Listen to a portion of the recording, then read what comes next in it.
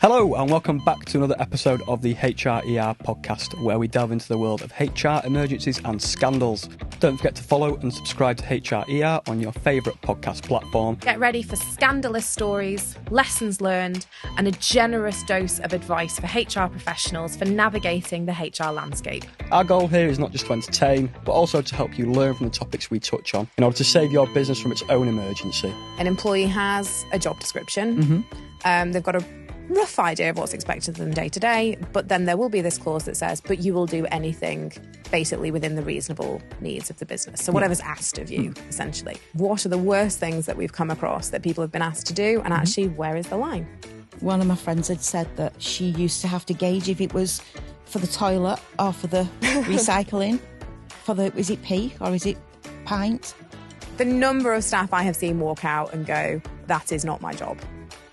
Like, I am not prepared to deal with that. And I think in hospitality, particularly where people are on minimum wage, jobs are easy to come by, they will walk. Just before we start, protect your business from the risk of tribunal, reduce legal costs, and save yourself from HR headaches with our Heroes software and employment law consultancy services. Alyssa's here, but we've also got... Introduce yourself, please, Michelle. So my name's Michelle Healy. I have been working for Heroes for around 8 weeks now. So That long already? Yeah, 8 weeks. I was going to say a month. Has it been 8 weeks? It's been 8 weeks, yeah. Wow. Well, we're thrilled to have Michelle. We actually are, yeah. Yeah. I'm not just saying that for the podcast, we are. Yeah, genuinely. I must admit, it's a great company. I really am enjoying my time here, which is going to be forever, I hope. So for you guys out there, I am at Heroes. I have a number, have an email address. So please do come and get me if you need any help with anything. So Michelle is our senior employment law advisor. I am. Is exceptionally experienced when it comes to advising either fellow HR, business leaders, line managers on the do's and don'ts when it comes to working with staff or helping them to problem solve, or advising on legal risk. And we've thrown you in the deep end, really. We had this, for all the stuff I talk about where we're like, probation should do this, and this is how it should be wonderfully planned out. I think your first day was kind of like that. And then it was like, here's a load of work, please can you do it? Because I just had so much going on that was unexpected that week. And you just hit the ground running. Absolutely. And that's what I do. I absolutely love helping people through things that they're struggling with. I enjoy working with unions as well. So, if you're having some problems there, I can always support you. It's a rarity. Yeah. I've worked in lots of different sectors. So started off predominantly in retail. So done quite a lot across the retail industry before being in HR. So as a store manager, I've done every department pretty much. So I do get it. It's hard work out there. So if there's any retailers out there I can support. I've worked in advice, in business services, and I've been a people consultant. So gone out to places where they've had no HR at all, but it's similar to this, but more in person than the advice side of things. So yeah, lots of experience and keen to help. Yeah. And you fitted really well into the team. So what I love is how you and Dawn particularly are like, Michelle's the best hire you could ever have made, just because you gel so well within the team. I'm not going to say the superlative, but I said she's something great. Yeah. Yeah, I think Jim said the same as well. Yeah. Yeah. He said she's something great. Yeah. I feel like you've always been here, which is nice, but it also means if you ever leave me, I'm going to spiral into a black hole. Don't leave me.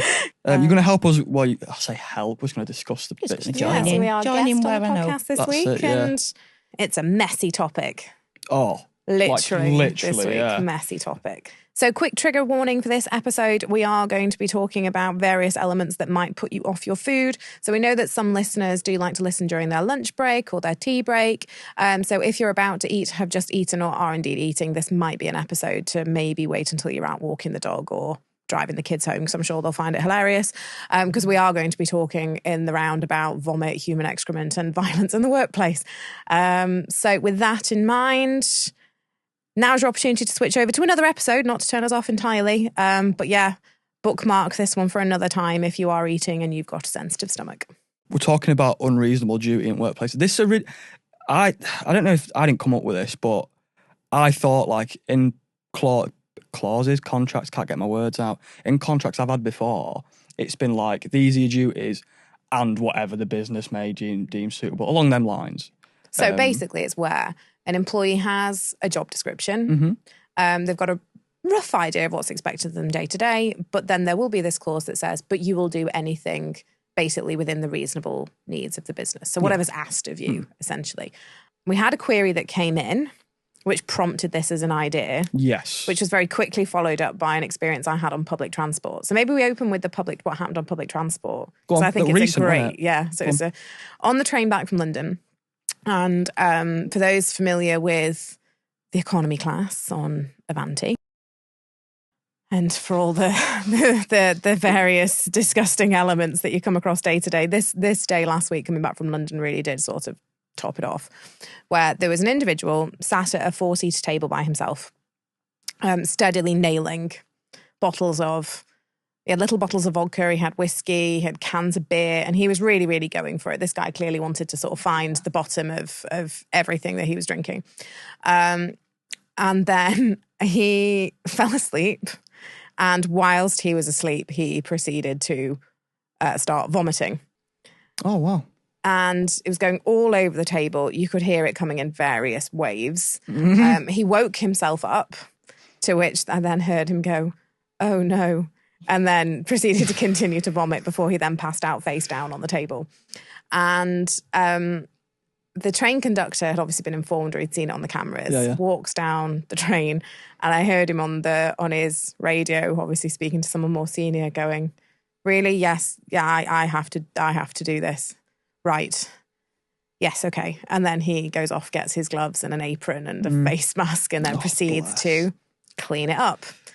Because it can't just sit there for the whole train ride. And it was a hot day coming back from London. I'm getting I can smell it. It was just awful. And and it was just so topical because we've been talking about this only the day before when we were sort of scoping out these episodes. Yeah.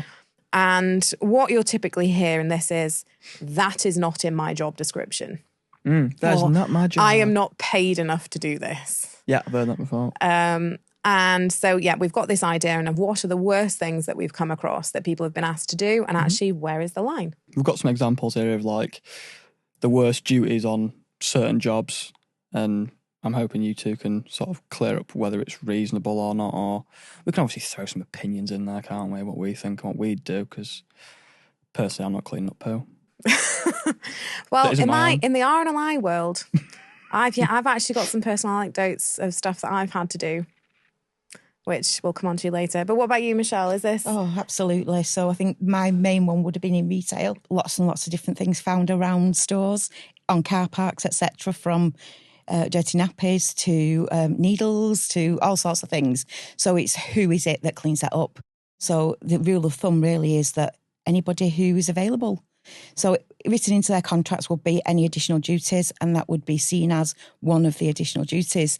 So it was more around, I think, for me, the tools for the job than who would do it. So you'd find most people, maybe the porters or the warehouse guys or whatever, would be happy to go and do it, but they need protection. So it's about your bodily fluid kits. So we always had them in. So if anyone doesn't know, it's yellow bags. It's what they use at the hospitals, the paramedics use, they're using the doctors when you get your blood taken, whatever. So the yellow bags are what you need to have if you may come across bodily fluids. And a litter picker, a face mask, gloves, whatever else. But I've had everything. And one quite grueling example of that would have been that once I worked in a store where somebody came in to steal some alcohol. So they placed it under the clothing section and then went back after stealing a paring knife and tried to take the labels off. And they actually missed the tag and went straight through the wrist. So there was lots of blood, lots of things. And the cleaner came out with the little new and it was like, no, we don't do that. We can't use that. We'll have to throw it away. So it's who's going to do that. And we did have to get professionals in for that. We did have to close off the area. However, it happens. That's a really interesting point. One, I want to come back to the new. What's a new? So just, if anybody remembers Teletubbies, the new would be the vacuum cleaner and the water picker-upper that they used to use in Tubbyland. Yeah, learn something new every day. So we used to call the new because Did it was you know what a new was? I knew full well. Did you? So you don't know there's 52 weeks in a year, but you know what a new is? I know what a new is, yeah. However, it had a really long name, which nobody knew, so we used to say, can somebody get the new? Okay. But you're right on the professional teams. I remember I was at school with, so I think it was So I went to an all-girls school, neighbouring school was an all-boys school. One of the boys there was a son of one of my parents' friends, and they had like a disaster recovery business, and their job is to go into the cleaning jobs that no one else would go and do. So there was one where someone who was isolated, fairly elderly, had passed away in a flat, and no one had noticed they'd been gone for a while. And obviously that situation, that is professional cleaning where you're looking at decontamination. There's a real risk of kind of what's in the air. So there are specialist teams who will do this sort of thing. Where do we bring those in? You know, what is the situation? So we'll go through some of these examples and think, is that one where it's reasonable to bring in a specialist team, or actually is it one where we need to kind of be putting on our grown-up pants and getting on with it? If it was a few drops of blood or a few drops of poop, then we would be expecting somebody to be able to clean that up, including myself as a manager. You know, there's no reason I can't put my gloves on, get my mask and get my bodily fluid kit and do it myself. Yeah. Crack on. And there's some situations, I'd say, where you're constrained by circumstance. So one of my R&LI examples is we rescued a woman who broke her, I think it was her wrist or maybe it was both wrists. And the ambulance was going to be like 6 hours. And when we got her back to the lifeboat station, she needed the bathroom. But she had 2 broken wrists. Yeah, you can't do much of that, can you? And so immediately every head swivels to me being the only female in the room going, oh, off you go. Oh. And I'm like, one, I'm not trained to do this. I'm not a trained nurse. No. But equally, there's a dignity point. Do you just allow somebody who's already in pain to essentially soil themselves? I wouldn't want to be. I'd prefer that someone came to help me, whether they were trained or not. So off we went. I think it's the first time I've spoken of this since that day. You've never mentioned it to me before, right? Wow. Never to be mentioned again. Never to be mentioned again. And I do remember being in that bathroom thinking, this is not why I joined the R&LI. I'm not on a boat. I'm not saving a life. I'm helping a very, very poorly woman to go to the loo. Got a question for that. Oh, no, we're not going there. I think I know what you're going to ask me. It's number based. Number 1, thankfully. Thankfully. Jolly good. Yes. Yeah, that would have been a specialist team. I think I'd have been ringing around community nurses going, just please someone come and help with this situation but that for me was about preserving that person's dignity, despite the fact that I'm talking about it on a podcast. Empathy in that, isn't it? Yeah. Empathy. Yeah. So I think, sometimes situations can actually constrain what your response is.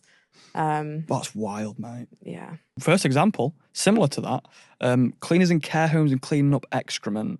So this situation was a response to a query from a line manager where in a care home environment, human excrement had been thrown at the walls. And the cleaners who'd been asked to clean it up said, that is not my job, and refused to do it. And the line manager said to me, well, what do I do? Can I make them do it? It's not in their job description. Their job description does not say clean up human excrement. Is that something that I can ask somebody to do? But if that's the angle people are coming at, then you're going to want every single little nitty gritty detailed job you do in your contract, which is wildly unrealistic and never going to happen. And jobs evolve, don't they? So what you start with as a job description does morph into something else entirely. So what would your view on this one be, Michelle? I think it's twofold, really. So you've got your cleaners who clean and you've got your carers who clean up excrement on a body. So for me, it'd be a joint task. Would you get rid of the excrement and can you clean what's left? Would be a reasonable... team effort. Yeah, a reasonable thing for me, and maybe the manager stepping in to support as well. It's got to be done. We can't leave this person in this room in this state. Yeah, I really like that as an approach, particularly by splitting it, because particularly if carers are more used to this kind of thing, to do the stuff that's maybe perhaps the more of the grotty end of it. Where you've got this absolute refusal, so my view on this is, in an environment where this is foreseeable that this is going to happen. It does happen, yeah. That ultimately, if we have someone who even then in that situation where we're saying, look, we'll team you up with someone else and we'll provide you with this support, and they're still going, absolutely not, that's not my job, it's not in my job description, it will be, well, I'm issuing you with a reasonable management instruction. Yeah. If you fail to follow that reasonable management instruction, then the likelihood is that we're going to be looking at disciplinary proceedings. Because then that's our kind of the final, if the carrot doesn't work, the final stick that we have is I'm issuing you with a reasonable management instruction. And I will often tell line managers to phrase it in that way so that they are absolutely clear about what it is and sort of where we're at with that situation. Okay. That's the first time I've heard that term. Yeah. Is that official?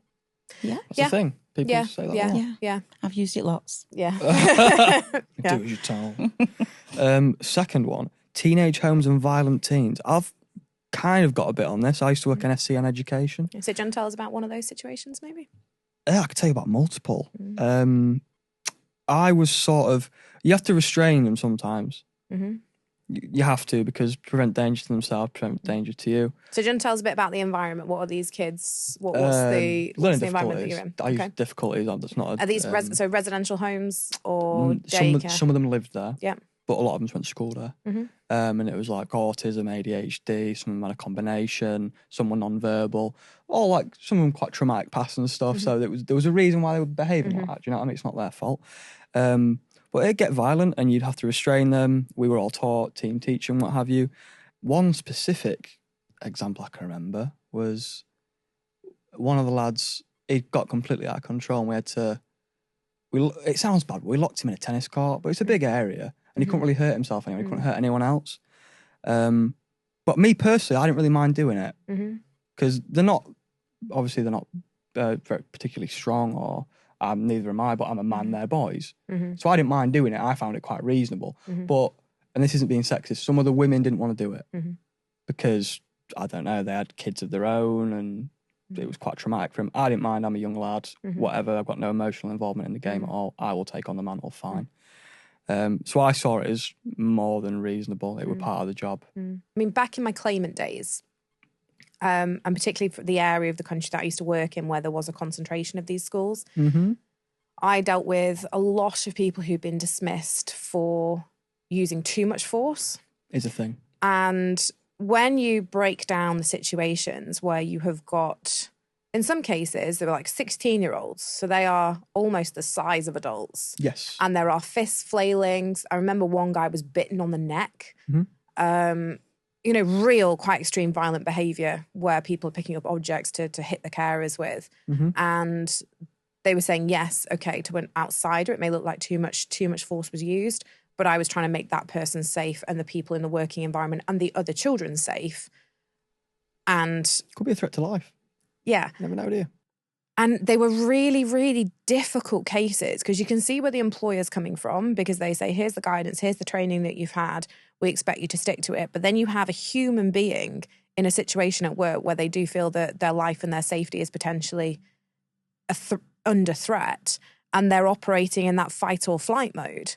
And trying to control yourself in that situation is a task. Yes, I'm not saying the people who emotional. overstep the mark that it's justified, but they're very, very difficult cases, particularly where someone's lost their job over it, because often that means they're never going to work in the sector again if they've just been dismissed for what is classed as violent or aggressive behaviour.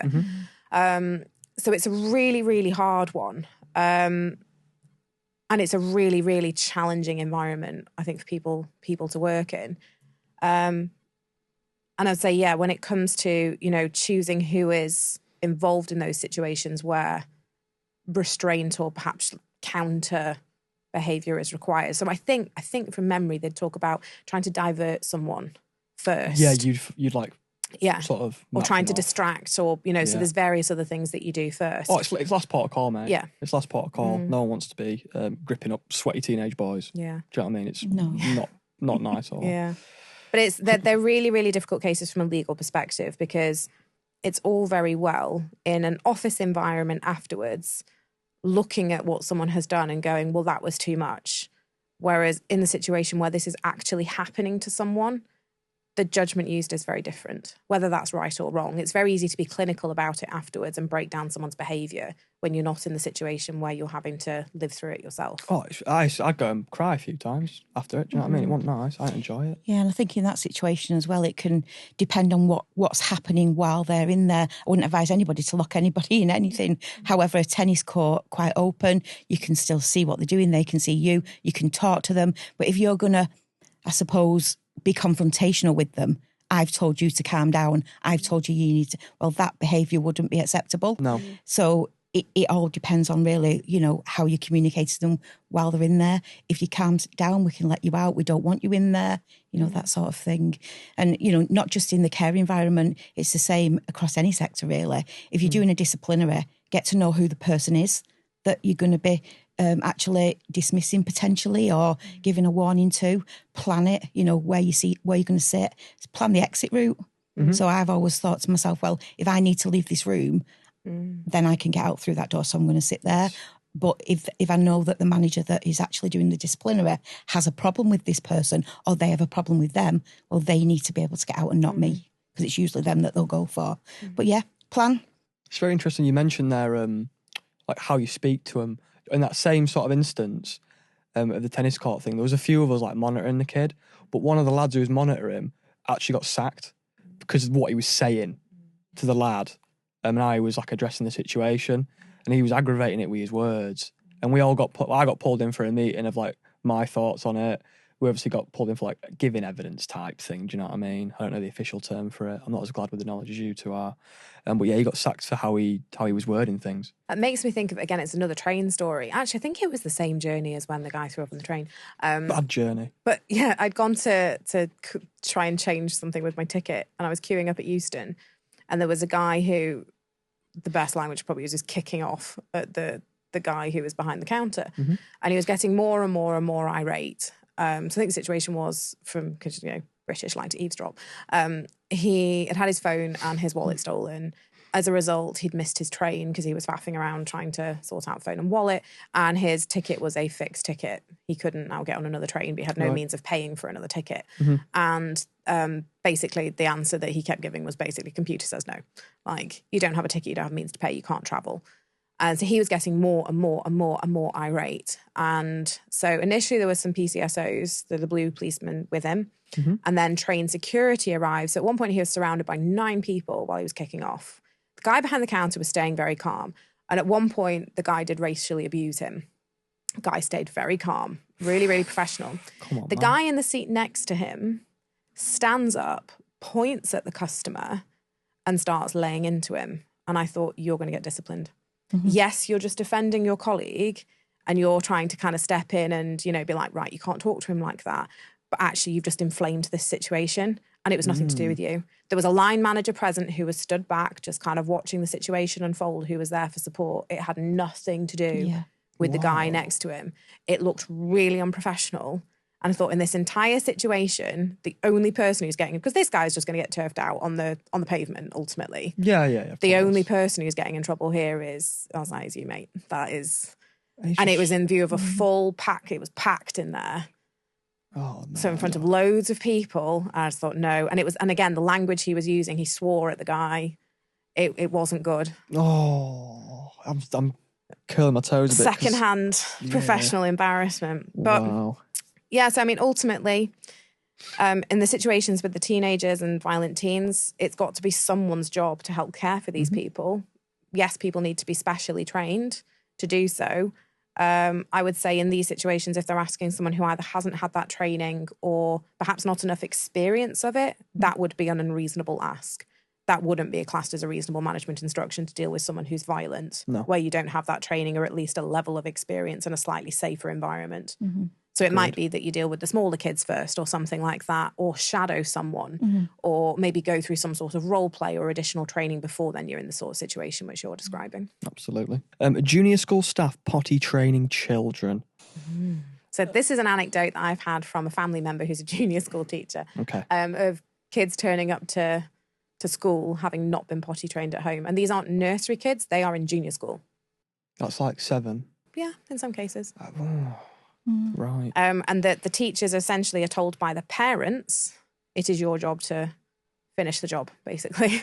I think it just depends on the circumstance as well, because, some children will have reasons for why they're still in nappies or pull-on pants or whatever. So you'll find that maybe somebody who has an ADHD or some sort of thing like that will struggle to be dry by day. They probably dry all night, or it'll be the opposite. They'll be dry all day and wet every night. And that can go on up until 7 or 8 years old. So I think you need to find out the facts before you start and saying whether or not it's right for school to be doing that. But I think generally, absolutely not. It's a parent's job. It is, absolutely. It is parents' job. So what this person told me is it's becoming much, much more endemic, not just one demographic. It's very much the pattern that they are seeing, and not just kids with behavioural issues. It's a mainstream school. It's, becoming more and more. So they're having to show the kids how to brush their teeth. They're having to show the kids how to hold a knife and fork. I imagine having a kid and not expecting to like do the miles. Yeah. Yeah. That they're finishing off that kind of, where a child goes from needing absolute care to having an element of independence, where they can go to the bathroom unaided, where they can brush their teeth, they can hold their cutlery and eat their dinner, is that they aren't getting that independence from home, that they are expecting the teachers to do it. And like you say, Michelle, there are exemptions to the rule. Yeah. Like your autistic kids, ADHD kids, they can't understand the behaviour. But yeah, predominantly. Yeah. So they're being told, rather than by the head or the board of the school or the governors or whatever, it's the parents who are saying, it is your job to do this. Oh, what staff reacting? Well, they're not going to, it's a dignity thing. Again, they're not going to allow a child to soil themselves at school. They are trying to encourage the process along, but they are doing it with the view of saying, this is not my job. And you do see some who leave the profession. They say, this is not why I became a teacher. The people that want to do these jobs as well, enjoy it. You seem to go into it because they want to form the minds of tomorrow, sort of thing. And I think it'll, in the long term, it'll discourage people from doing that. Yeah. So we're all going to lose, aren't we? And I think in primary schools, reception classes, they expect accidents, whatever. Those teachers are much more accustomed to kind of dealing with this as part of the environment. Same with nurseries, definitely. that is part of the job. But then you do reach an age bracket where I would say it's unreasonable to expect that to be part of the job. But again, when we take that context and environment into play, they end up having to do it. So like with the RNLI example I gave, is context and environment can sometimes dictate, how you have to respond to that. So even if the school agreed and said, yes, that's not your job, from a dignity perspective and human rights perspective, are we going to allow a child not to have their food because they can't use a knife and fork? Are we going to let them go through the day unable to use the bathroom because we're not prepared to help them? On a bit of a comedic note as well, you don't want them stinking up the gaff, do you? No, you don't. No, you've got to think about the environment for everybody else. No, not at all. Fourth one, bar. This is a bit soft, a bit of a nicer one. Yeah. Bar staff cleaning up after hours. Yeah. Who's worked in a bar? Me. I worked in a bar. No. Really? I've washed It's like pot. a rite of passage. I've washed pots, so kind of, yeah. Yeah. Does that count? I mean, people are just minging when they drink. Minging, you've never used that Oh, word. they're just awful when they drink. Cleaning up a bar after hours is just not nice. It's not it. And generally, so lots of bars will get cleaners in, but the bar staff kind of have to do the Basics. initial. Yeah, You yeah. go get the glasses and pick stuff off the floor. And there's just everything from, broken glass to needles to underwear to condoms and excrement in the bathroom. There's just every measure of human kind of disgustingness. Who's leaving knickers at bar? Well, obviously the people who are also using the condoms, I Oh, suspect. God, But yeah, it's, fair enough. yeah. I mean, you must have come across drunk women before. Drunk women do crazy things. Yeah. They do crazy things. Yeah. You're not wrong, to be fair. I don't know why I'm second guessing Yeah. that. Having said that, just for the avoidance of doubt, I have never left my underwear anywhere. Just saying, that's not my behaviour. That's me having to clean up other people's behaviour. That's external experience, and rightfully so. And you see it on I live by the beach. Stuff you see down the beach in the morning as well. It's like, go home, guys. Like, Knickers too. go find somewhere warm and clean. Don't It's romantic. It's not. It's not for me. No, it's not for me. Like sand gets in places and stuff. I imagine. Yeah. Not for me.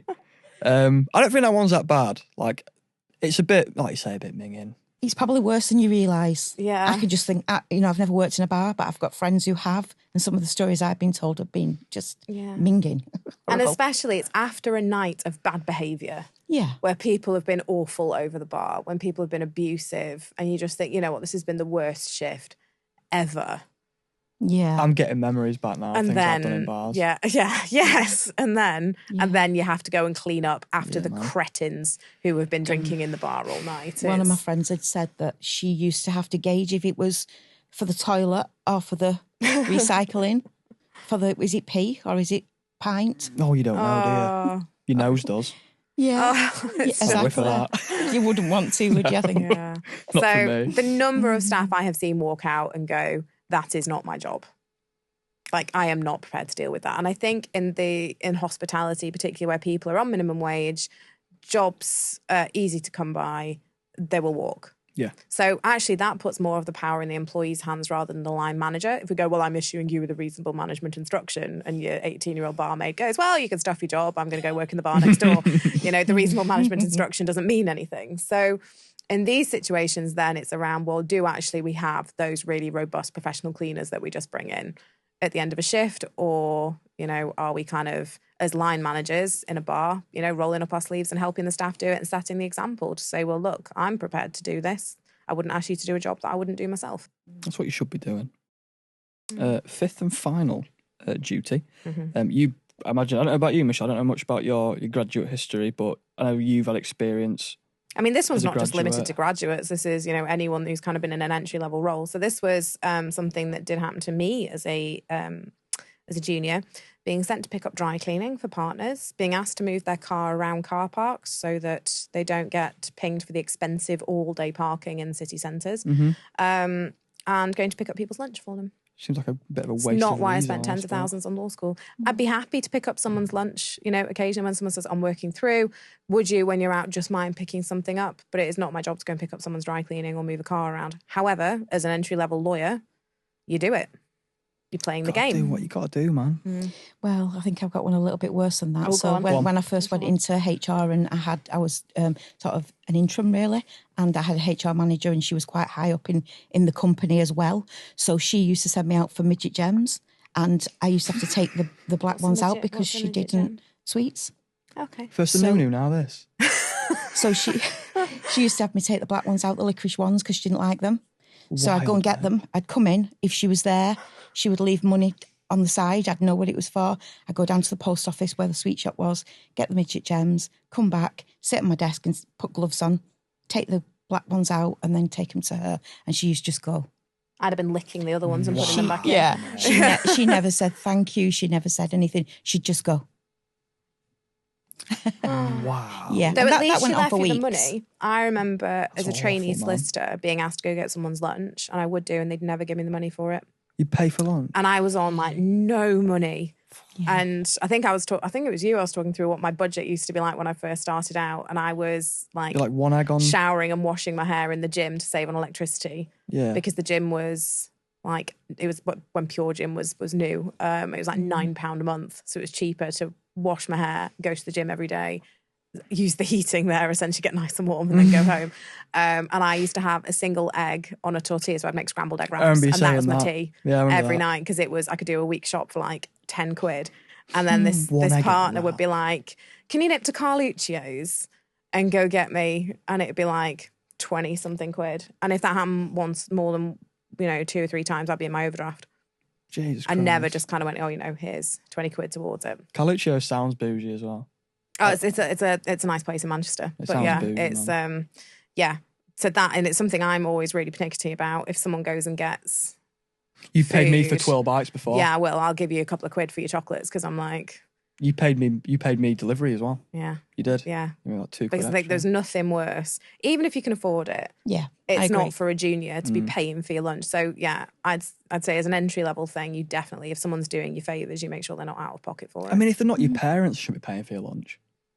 As a child, of course. As a child, I'm like, hi. I was like, Mom, can you know? I know exactly how that conversation's going.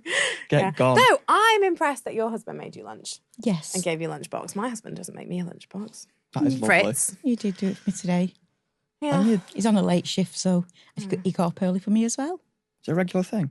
Yes. Yes. If he's on a late shift, he'll do it for me. You've got a good one. I dread to think Yeah. what would be in my lunchbox if I asked Fritz to make me Sausage lunch. roll, ploughman's. It would be, he'd have had a bite out of something of his and go, oh, she can have the rest of that, be in a box with a bag of crisps. A brown roll with ham on, and then I have some fruit and some Nice. water. Mine would definitely have looked been after. opened and half eaten.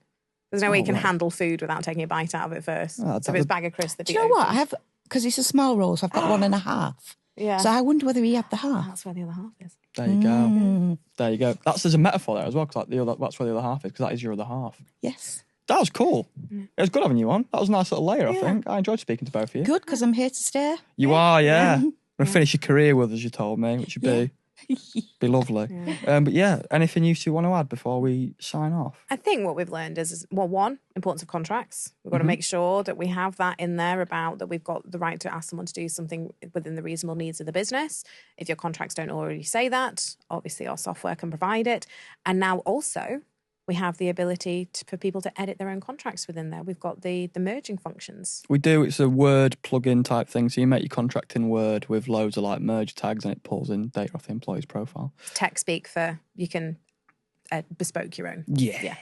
So that's really, really cool. But also we've got to think about, is it reasonable? Is it something that actually, given the context and the environment, it might be a one-off? If this is going to be something that's more regular, do we need to think as a business about how we deal with these sorts of situations so that we're not consistently pushing people's buttons in extreme situations?